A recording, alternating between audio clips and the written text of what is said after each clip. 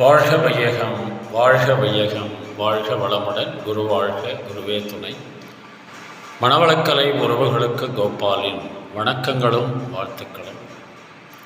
அருட்தந்தை வேதாத்ரி மகரிஷியின் மனவளக்கலை பற்றி தினமும் சிந்தித்துக் கொண்டிருக்கின்றோம். இன்றைக்கு அருட்தந்தை ஒரு மகா வாக்கியத்தை அருளியிருப்பார்.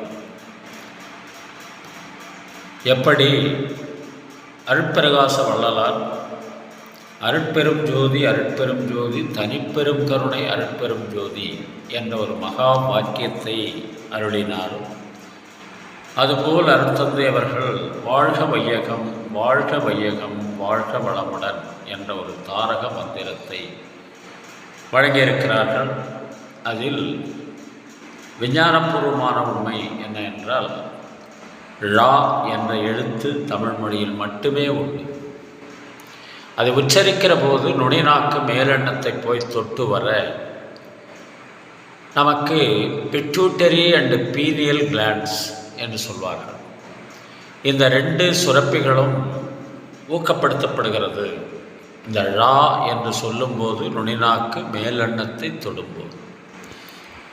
இப்படி நாம் பலமுறை சொல்ல சொல்ல நம்முடைய மனம் அமைதி நிலைக்கு வந்துடும். முதல்ல அந்த அமைதி நிலையில் மற்றவர்களை வாழ்த்துகின்ற போது நமக்கும் அவர்களுக்கும் ஏற்படுகின்ற ஒரு உன்னதமான டிரான்சாக்ஷன், அதை அருட்தந்தை அவர்கள் தமிழிலும் ஆங்கிலத்திலும் அற்புதமாக சொல்லியிருப்பாங்க.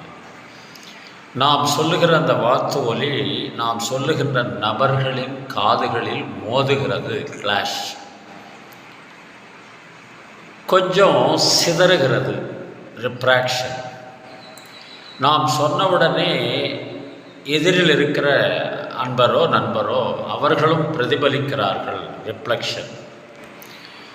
நாம் சொல்லுகின்ற வாத்து ஒளி அவர்களுக்குள்ளேயும் அவர்கள் சொல்லுகின்ற வாத்து ஒளி நமக்குள்ளேயும் ஊடுருவி பாய்கிறது, பெனிட்ரேஷன் அப்படின்னு சொல்லுவாங்க.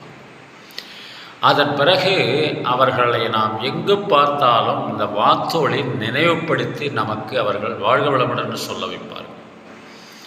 அந்த அடிப்படையில் இன்டராக்ஷன், நமக்கும் அவர்களுக்கும் ஒரு இணக்கமான உறவு ஏற்பட்டுவிடும் என்ற இனிமையான இந்த வாசகத்தை நமக்கு அருளியிருக்கிறார் அருட்தந்தை. அதனால் நாம் யாரை பார்க்கிறோமோ அவர்களை எல்லாம் வாழ்க வளமுடன், வாழ்க வளமுடன் என்று சொல்லி மனதார வாழ்த்த நாமும் நலமாக இருப்போம். நம்மை சார்ந்திருக்கிற குடும்ப உறுப்பினர்களும் நலமாக இருப்பார்கள், சமுதாயத்தில் உள்ள மக்கள்கள் நலமாக இருப்பார்கள் என்ற அடிப்படையில் இந்த கருத்தை எடுத்துக்கொள்ளலாம். இதற்கு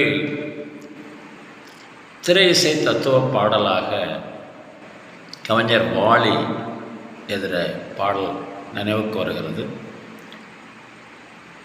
அதாவது, யாரை பார்த்தாலும் நாம் வாழ்த்தணும் அப்படின்னா மனம் விரியணும்.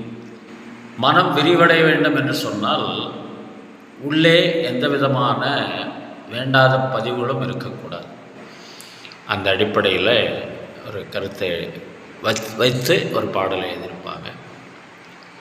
நிழல் வேண்டும் போது மரம் ஒன்று உண்டு, பகை வந்த போது துணை ஒன்று உண்டு, இருள் வந்த போது விளக்கொன்று உண்டு, எதிர்காலம் ஒன்று எல்லோர்க்கும் உண்டு. உண்மை என்பது என்றும் உள்ளது, தெய்வத்தின் மொழியாகும். நன்மை என்பது நாளை வருவது, நம்பிக்கை ஒளியாகும். புத்தன், இயேசு, காந்தி பிறந்தது பூமியில் எதற்காக? தோழா ஏழை நமக்காக. கங்கை, யமுனை, காவிரி, வைகை ஓடுவது எதற்காக? நாளும் உழைத்து தாகம் விடுத்த தோழர்கள் நமக்காக. கேள்விக்குறி போல் முதுகை வளைத்து உழைப்பது எதற்காக? மானம் ஒன்றே பெரிதென எண்ணும் பிழைக்கும் நமக்காக. வாழ்க வளமுடன்.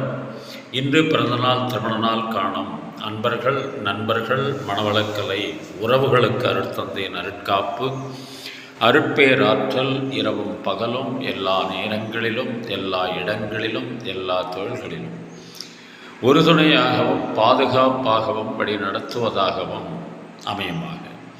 அருட்பேராற்றல் கருணையினால் உடல் நலம் நீளாயு நிறை செல்வம் உயர் புகழ் மெய்ஞானம் ஓங்கி வாழ்க வளம். திருமணத்திற்காக காத்து கொண்டிருக்கும் பெண்கள் பிள்ளைகள் இவர்களுக்கு நல்ல வரணம் என்று விரைவில் திருமணம் நடைபெற வாழ்த்துகின்றோம். வாழ்க வளமுடன். வேலை வாய்ப்புக்காக காத்து கொண்டிருக்கும் பெண்கள் பிள்ளைகள் இவர்களுக்கு நல்ல வேலை வாய்ப்பு அமைய வாழ்த்துகின்றோம். வாழ்க வளமுடன். குழந்தை பாக்கியம் இல்லாத தம்பதியினருக்கு விரைவில் குழந்தை பாக்கியம் அமைய வாழ்த்துகின்றோம். வாழ்க வளமுடன். உடல் நலம் குன்றியிருப்பவர்கள், மனநலம் பாதிக்கப்பட்டிருப்பவர்கள், தொற்றினால் பாதிக்கப்பட்டிருப்பவர்கள் அனைவரும் விரைவில் பூரண உடல் நலம் பெற வாழ்த்துகின்றோம். வாழ்க வளமுடன். உலக மக்கள் அனைவரும் மனவளக்கலையில் இணைந்து உடல் நலம், உயிர் வளம், மனவளம், நட்பு நலம், ஆன்ம தூய்மை, இறை உணர்வு பெற குருவர்களும் திருவர்களும் துணை நிற்க வேண்டி வாழ்த்தி மகிழ்கின்றோம். வாழ்க வளமுடன். வாழ்க வளமுடன்.